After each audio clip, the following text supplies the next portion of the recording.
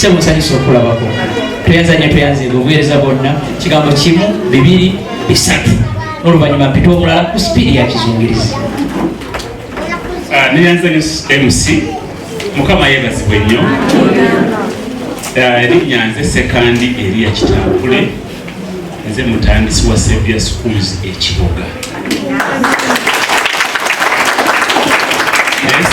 MC nze wano munyambadde kooti bbiri, esooka ya Saviour High School Kiboga gyoyogeddeko, yasale club mu Kiboga.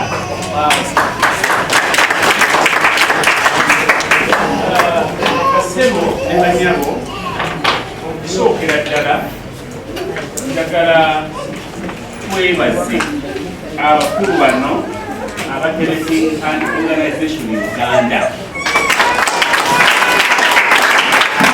Kuba wange yaŋŋamba era atubuulira n'atugamba waliwo ebyamagero ebigenda okubeeraku oba ebyewunyisa ebigenda okubeera mu ggulu, naye ng'ebyewunyisa biri bibiri. Yatugamba ebyewunyisa bibiri. Ekisooka tugenda kutuuka mu ggulu tusangeyo etwali tutasuubira kubaayo. Osanga omuntu ogambe nekisa naye azze mu ggulu, tugamba we otye. Ekyewunyisa ekyokubiri kwe kutuukayo nga bwe twali tusuubira okubaayo nga tebaliiyo.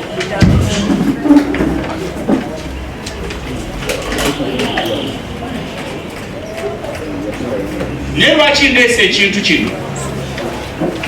Bayibuli egamba ng'eyogera ku Yesu ng'agamba nti ku lunaku olw'enkomerero agenda kwawulamu abantu emiteeko ebiri, ng'omusumba bw'ayawula endiga ku mbuzi. Embuzi n'azissa ku kkono, endiga n'azissa ku mukono ogwa ddyo, n'abantu tugenda okuba. Naye ng'ekituteesa ku mukono ogwa ddyo ng'agamba wayamba omuyala, naye bw'ali omuyamba wayamba nze. Amina. Wayambaza talina kyakwambala, naye bwe wamuyamba wakola ki? Bingi ebiri awo mu Bayibuli byeyogerako. Naye basebo abakulu bano lwaki mbeebaza?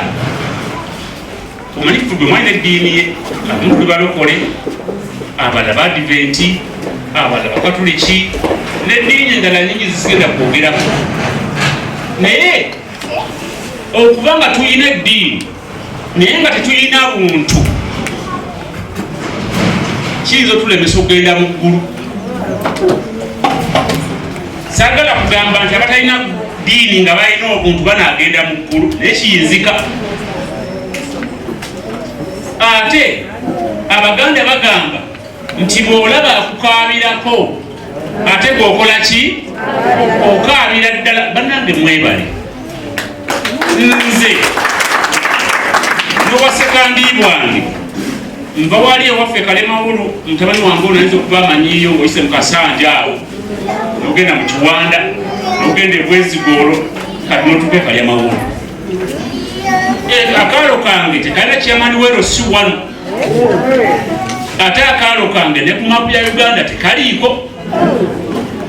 Era ku kyalo kyewaffe ffe nganze we nakulira, era ffe amaka gaffe gaali gasingako obwavu, nga n'abavu batuyita baavu. Era ng'abantu bwe bafa mu Kiwanda oba Bwezigoolo tebatubikira. Naye njagala kuzzaamu abazadde abatudde wano amaanyi nti olaba nange navaayo eyo nenzija nengasa Kiboga, abaana bamwe bagenda kubeera ba mugaso nnyo n'okusinga Sekandi. Sagala nenyume, abaana bamwe bagenda kubeera ba pulezidenti, bagenda kubeera ba MP, bagenda kuyamba abaana bangi n'abantu bangi okusinga abakulu bano aba helping hand. So temuggwamu maanyi. kati nga Rotary Club of Kibuga Masoke Maria Sevilla bannange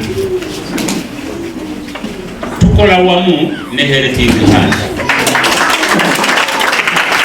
era sigenda kwogera bingi bisingaawo kubanga omuwendo ogw'abaana tugenda okubanga tuyambako omwaka guno 2026 abakulu bagulina already n'ebiwandiiko ebyetaagisa twabikozeeko ate era ndagala okwebaza bannange abatuge tuli mu kisone ky'ebyenjigiriza Light College, St. Mary's, St. Teresa banona abakulu bakojja abange bombirira abo nga bobalaba nolwekyo Madamu Sherry n'abalala abayinza okuba nga batudde wesira basebo abali ku skilling gavumenti ya Uganda wakati wa 2026 ne 2030 amaanyi egenda gateeka ku kusikiringa baana bato nolwekyo sebo ne ttiimu yo kyemukola kirungi nnyo nga Rotary Club of Kibuga naffe omulamwa gwaffe gwagala okufaanagana nagwa Helping Hand tukola emirimu gya bannakyewa nga Rotarians we pay money to volunteer tukola kuki tukola ku maternal and child health okuzaala ebyokuzaala nyinza okutabibona bulungi mu Uganda naye bikwatagana ku mbeera z'abakyala nga bazaala tukola ku disease prevention okukola okujjanjabi nolwekyo tuzimba amalwaliro tukola ku byenjigiriza tuzimba amasomero kati essaawa eno tukunalinga ne Bamusuta Secondary School era tugenda kuba nga tuyamba ekitundu skilling project yaabwe eyokuba nga bakola ku welding babajja abaana abagala okuyiga okuzimba tugenda kukwatagana ne Bamusuta twasayininga da MOU era abaana bangi abamusuta bagenda kuba nga bakifunamu kakati olekera bakama bange mbadde nzija wano bantumye ne baŋŋamba nti tukwatagane nabo tubanyonyole era nangenda banyonyola ebikolebwa wano bwe tuba kyetagisa kukola MOU tulabe engeri gye tuyambaganamu kubanga nga Rotary Club of Kibuga ebitabo tubisobola bakubira engalo ezaddala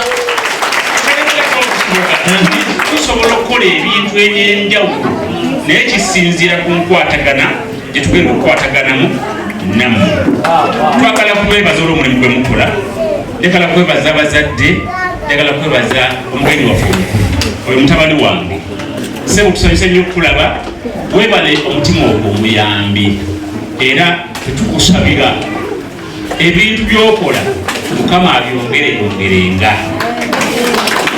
nange ebisomo nsonyiwa Nandazi naye waliwo fundraising kozi nnyo n'amaanyi taata lwaki sinda neetuuka obedde bweyegenda mu maaso nga Meeya bwe yagambye nti tugenda kubanga tukwatagana mu bintu ebyenjawulo tetukomerwaleero okukwatagana naye nja kunoonyayo emitwalo 10 kole ku fire extinguisher Mukama abankuulire tweyanzika nnyo tweyanzige